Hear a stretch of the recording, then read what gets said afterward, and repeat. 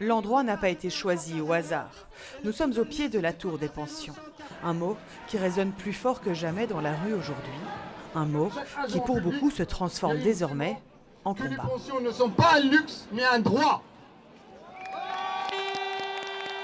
Les mesures sur les pensions vont avoir un impact direct sur les fonctionnaires statutaires en diminuant leurs pensions et en diminuant pour certains fonctionnaires de façon très importante.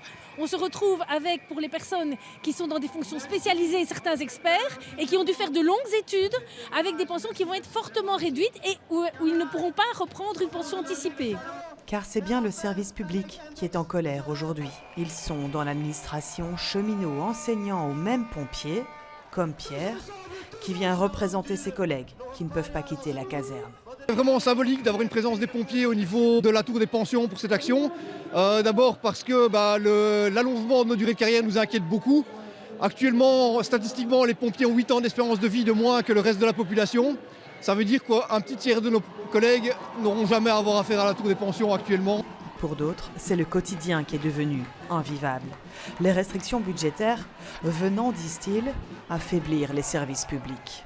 On doit faire face à chaque fois avec les restrictions, avec les moyens du bord. Nous avons des programmes qui ne fonctionnent pas, manque de personnel, les agents sont quasiment en burn-out et on n'arrive pas à faire face à la réalité du terrain. Pas d'avenir sans service public fort, pas de nation solide sans respect pour ceux qui la font vivre.